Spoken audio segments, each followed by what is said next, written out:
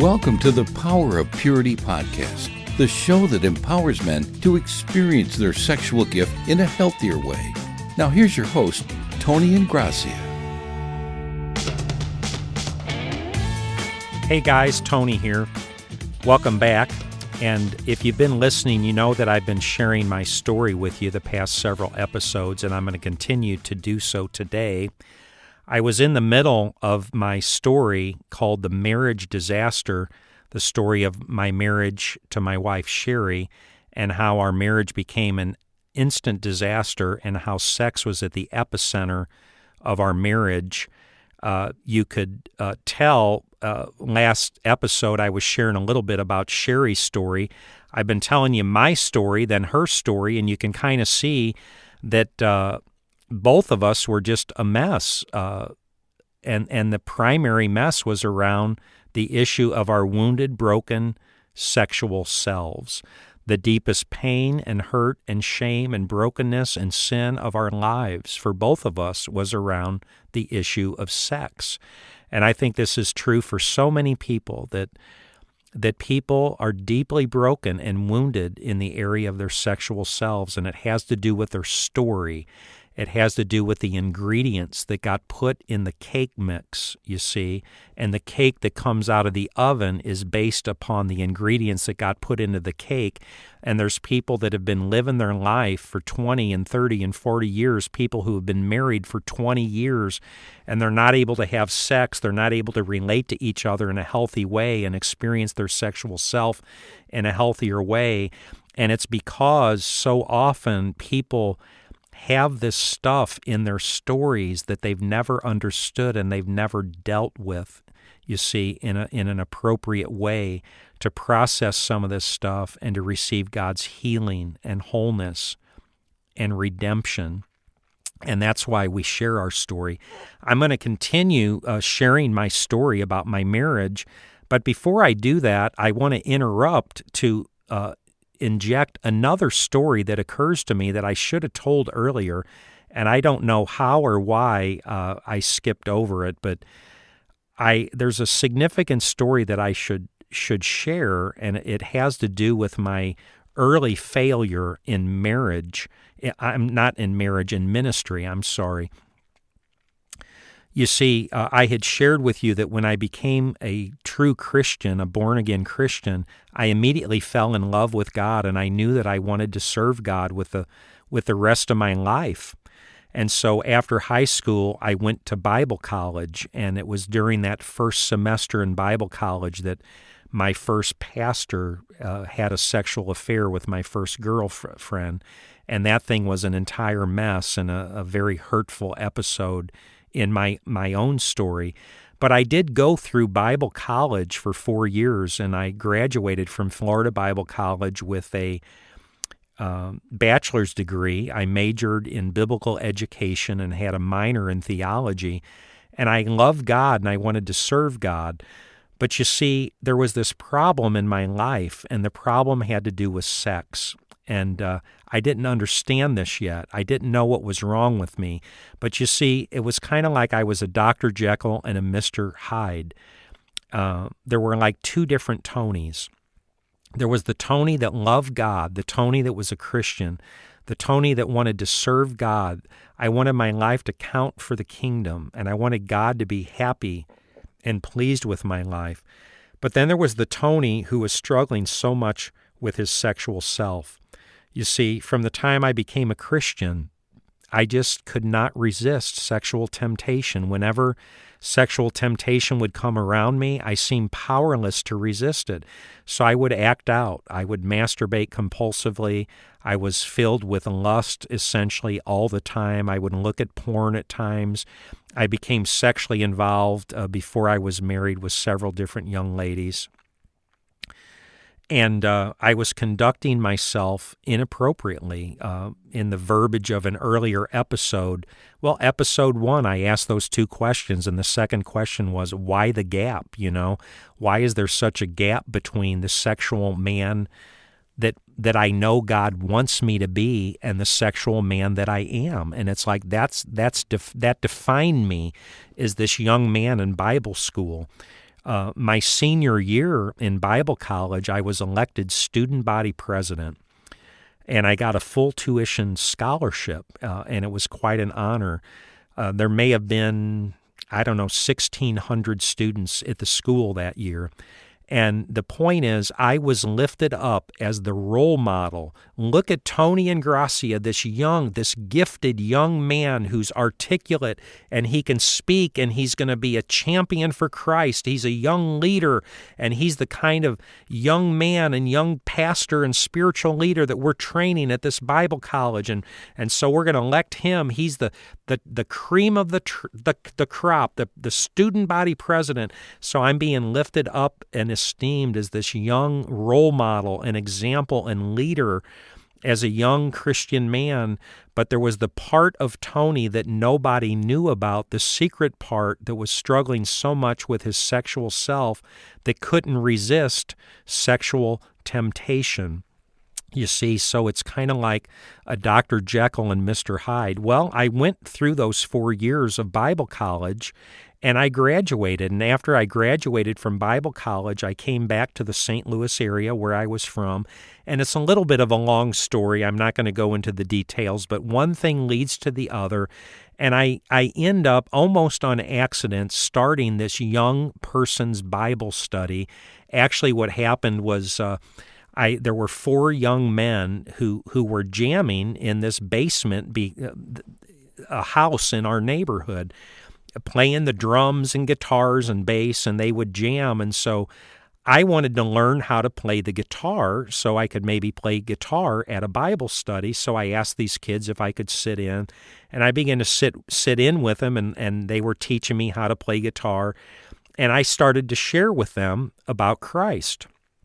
Because after all, that's what I had been trained to do in my 4 years in Bible college. I was a champion. I'm going to go out and win the world to Christ. So I start sharing spiritual things with these young guys, these teenagers, and we're having Bible studies, and I'm sharing with them, and one thing leads to the other.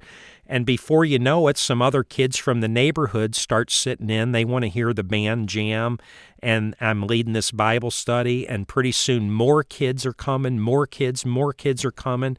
We name it Canaan Ministries. And it's growing, and before you know it, we go from 20 kids to 30 to 50 kids and 60 and 80 kids are coming to this thing. And before I know it, it's kind of exploding, and this young ministry is born. And I feel like, holy cow, this must be God's will. God's given me this ministry and to minister to all these young people.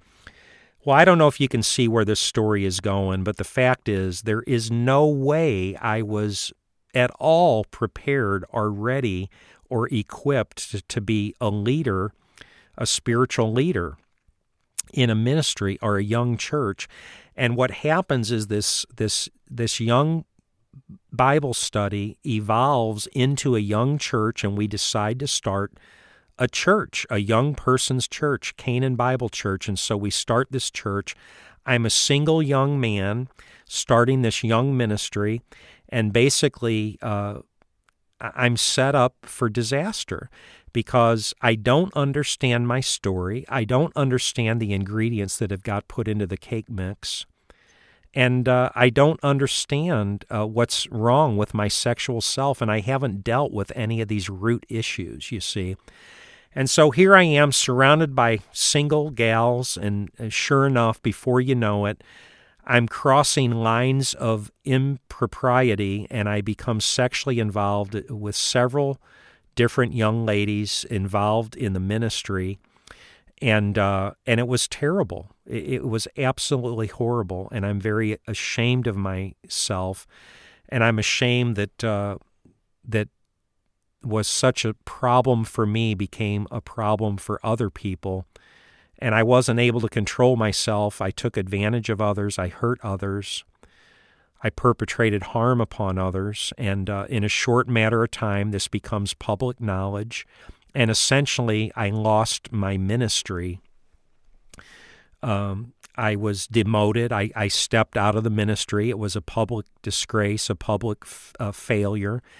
And this young church, this young ministry was shattered, and people scattered. the church came to an end, and people went different ways, went into different churches and situations. And it was right about this time that I met my wife, Sherry. In fact, a young lady that was coming to Canaan, her name was Jill, and it turns out Jill has a sister named Sherry. And Sherry began to come around some of our church events. So we'd have barbecues and play softball. And Sherry wasn't coming to church, but she was coming to some of our events. And that's how I met her originally. And I say to this day that I fell in love with my wife throwing a softball back and forth at St. Ferdinand Park in Florissant, Missouri. At one of these events, I was getting acquainted with her. She's a beautiful young lady. I was very attracted to her, and we became involved with one another. And now fast forwarding back to story number 8, our marriage disaster. I shared with you that we dated for 6 months. We were engaged for 6 months. And then we got married. And when we got married, even though we didn't understand it, I was, in fact, a young man with a sexual addiction. I hadn't dealt with any of this brokenness in my heart and life. Sherry was a young woman with a sexual aversion. You heard some of her story last episode, how she was raped at the age of 13, had an abortion at the age of 17, tried to commit suicide at the age of 18 and 19. And then I met her when she's 21 years old. And here these two young people get married. These two very broken, desperately broken young people get married. And by the way, I've come to believe since then, as both a pastor and as a professional counselor, that most people do not understand who they're marrying on the day that they get married. Most of us, you see the outside package, you like what you see, you're attracted to this other person. But, I didn't even understand the story of my own life at this point, let alone understand the story of Sherry's life.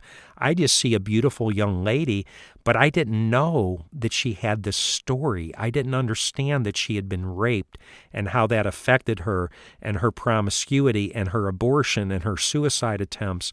And you see, when you get married, you don't just marry a person. The fact is, you marry their story. You marry a person and their story. It's a package deal. And most of us don't understand the implications of a person's story, and we don't necessarily understand who or what we're getting in this other person.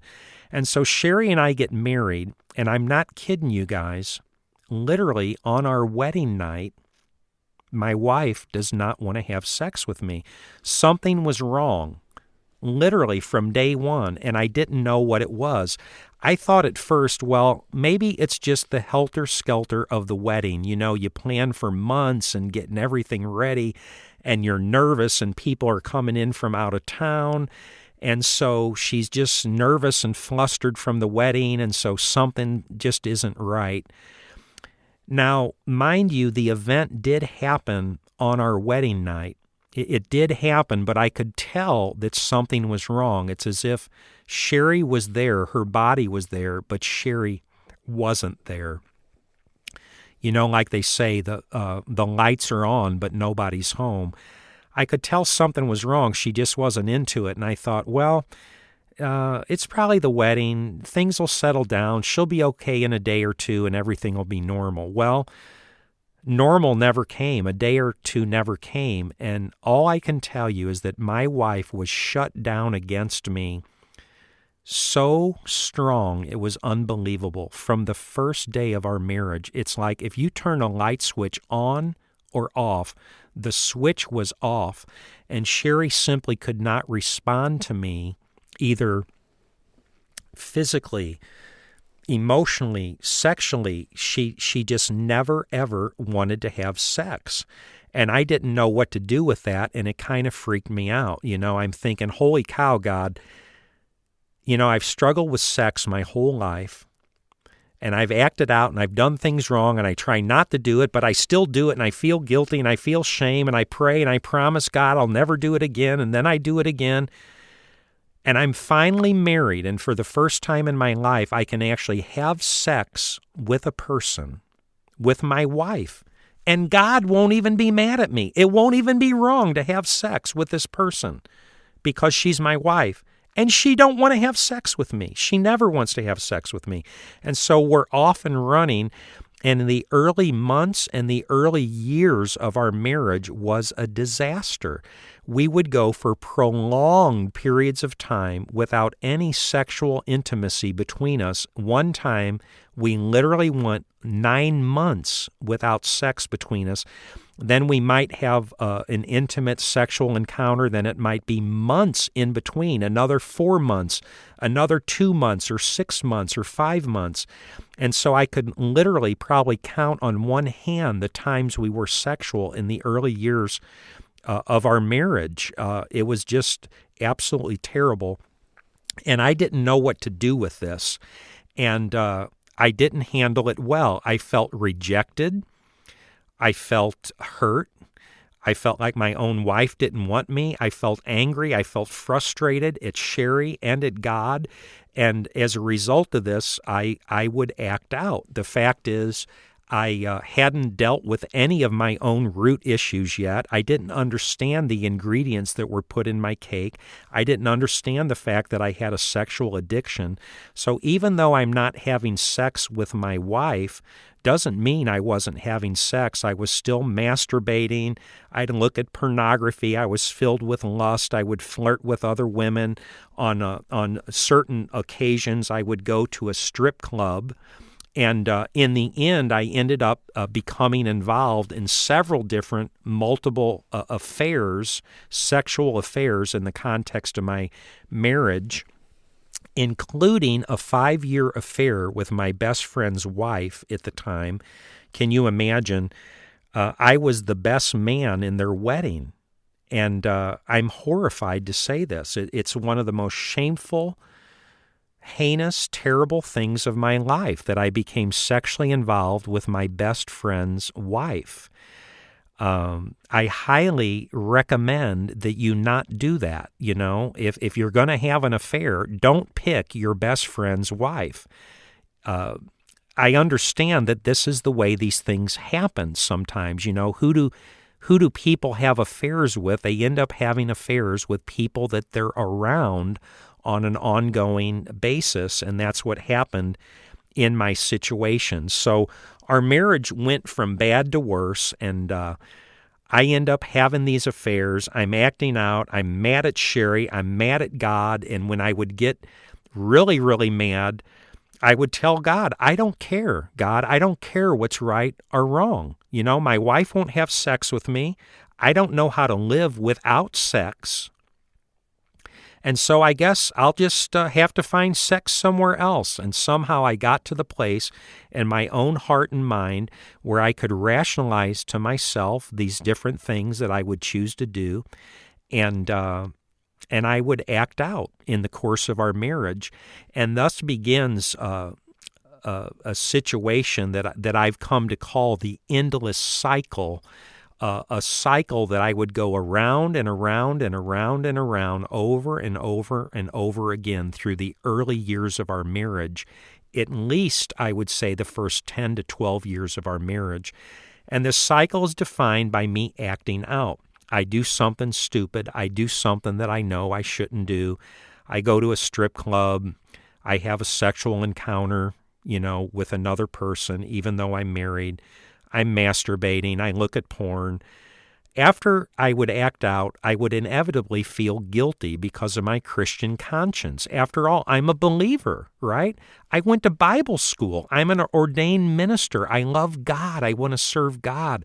I want my life to count for Christ. But here I am acting out in these ways that I know are inconsistent with my faith and with my very own conscience. It's the gap. It's that gap. Why the gap between the man that I know God wants me to be and the man that I am in my life, you see? And So I would feel guilty. I'd feel shame. And that would lead to me making a promise to God. Oh, God, I would pray, please don't let me do this again. I'll try harder, God. Please forgive me. I won't do this again, God. Just give me your grace. Help me, Lord. And on the strength of that conviction, I would go typically hours or days, and then I'd get upset again about the reality of my situation and my marriage, and then I'd get mad at God, and then I'd act out again, and then I'd feel remorse, and then I'd promise God, I won't do it again, God. And I'd try so hard, but then I'd get upset, and then I'd act out, then I'd feel sad, and then I'd promise God, and over and over and over and over. This cycle defined my life. And by the way, I'm just interrupting myself here to say I'm not sure, but I suspect that there's a lot of people that can relate to this kind of cycle, because the fact is you are a believer. You do love God. You understand something of spiritual things and the kingdom of God, and you want your life to count for Christ and for God's kingdom. And you know that you shouldn't be doing certain things in your life, acting out in certain ways that you act out. You know you shouldn't look at porn as much as you do, and yet you do these things, and therefore you're in a similar cycle where you act out, you feel shame, you promise God, I won't do it again, I'll try harder, and then you get tempted and you act out again, then you feel remorse, and you promise God again. And so this cycle, I found out, remember I said that I thought I was a freak show? Like, what is wrong with you, Tony? Why can't you control this sex thing? I thought I was a freak show. And as I've shared this story with so many men tell me they relate. My story's like a template that explains their story. You see, and I found out that so many people, so many good people, Christian people that love God and want their lives to matter are stuck in this similar cycle. And this is my heart and my passion, you guys, that this Power of Purity podcast and the Power of Purity conference and the Power of Purity ministry be a resource that can help people find true, genuine, authentic healing and redemption for the brokenness in the sexual part of their life, and can help you understand your story and help you connect the dots and help you put an end to this endless cycle that you've been stuck in for so many years. So Sherry and I are in this cycle for the first 10, 12 years of our marriage, and I become involved in this sexual affair with my best friend's wife. That I'm quite embarrassed of and horrified and ashamed of. And by the way, just as a point of reference, when all of this affair came out into the light, the woman stated that we had had a rendezvous maybe 10 times. I didn't think it was that often. But she said 10. If it's 10, I give her the benefit of the doubt. But my point is it gives you a sense of the regularity. It's not like it was a constant ongoing affair for 5 years. If we met 10 times over a course of 5 years, that's an average of once every 6 months. And I think that speaks of the cycle that I was speaking of. We would act out. I would act out with her, and then I would feel so terrible. Tony, you idiot, what are you doing? Oh my God, you can't do this. You can never do this again. What if my friend finds out? What if my wife finds out? What if the church finds out? I've already ruined my reputation one time back with the whole Canaan event. Are you going to do this again, Tony? What's wrong with you? So I would promise God, please, God, don't let me do this again. I'll try harder, God. I won't do this anymore. And I'd try to push it away. But then the reality of my situation and my horrible marriage would mount up on me. And then I'd get mad at God and mad at Sherry, and I wouldn't care. And then something would happen again. And so over this period of 5 years, I'm involved in this on-again, off-again affair that's happening with my best friend's wife. And that brings me to story number 9, which I call the heavy hand of God. And I've learned, I heard a phrase that I really liked. It said, sin always takes you further than you ever thought you'd go. It makes you stay longer than you ever thought you'd stay. And it makes you pay more than you ever thought you'd pay. And all I can say is that the cumulative effect of the way that I had been living my life was taking a toll on my soul. Let me just say it this way. It is not a good day when you wake up and you look in the mirror and the person you see you don't like. You don't like yourself. You're disgusted with yourself. You're horrified with yourself. You realize you're living your life in violation of your very own conscience. This is not who I am. This is not who I'm supposed to be. This isn't who I want to be. Oh my God, how did I end up in this place? Tony, how are you living like this? What's going on? Like, my life is crazy. You see, on the outside, I had a beautiful life. I had a business, my own remodeling business that I had started. It was a successful business. I had a beautiful wife. I had beautiful children. I had nice cars. I had a house. People would look at my life from the outside and think, man, that guy has everything. His life is awesome. He's so blessed. But people couldn't see the inside of my life. You see, they couldn't see that I was completely miserable. They didn't know that my marriage was a total disaster, that I was a duplicitous man, that I was a Dr. Jekyll and Mr. Hyde trying to love God and serve God and be involved in church on the outside, but I had this secret life that I had been struggling with for years and years and years, and that I was deeply depressed much of the time, and I felt very far away from God, and I felt disconnected from God, and it's as if I was living in these shadows of deep shame and this endless cycle of this emotional revolt that dominated and defined my life. I'll never do it again, God, and then doing it again, and then telling God I'm sorry, round and round and round. And in the darkest of these days, all I can tell you is I began to despair of life itself. I wasn't sure that I even wanted to be alive anymore. And let me just say something here, tell you something about my own stupidity, because there was a time earlier in my life where I didn't get people who took their own life, people who would commit suicide. I didn't get it. I didn't understand it. And I was very judgmental. And I thought, these people are pathetic. They're just pathetic people. How can you come to the place where you would choose to perpetrate harm upon yourself and take your own life? And I've changed. I understand it now, because I'm telling you, my life was so miserable, and there was such a weight upon my life, and I was so disappointed and disgusted in myself and acting in violation of my own conscience that I began to despair of life. I thought to myself, if this is my life, I don't want it anymore. I am a failure at life. My marriage is a disaster. I commit adultery. My own wife won't have sex with me. I have this problem with sex that I can't control. It's like I hated myself. I loathed myself. And I began to despair of life itself. And you know, Jesus said in John 10:10, the thief comes to steal, kill, and destroy.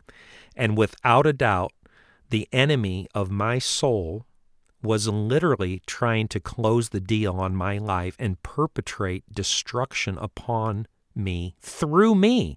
And I literally began to fantasize and have thoughts of harming myself. The enemy was trying to close the deal on my life.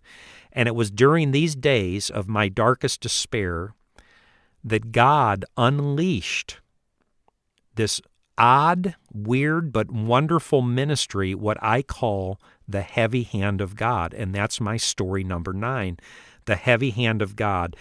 And it was only later that I found this scripture and read it, Psalm 31, verse 4 through 5.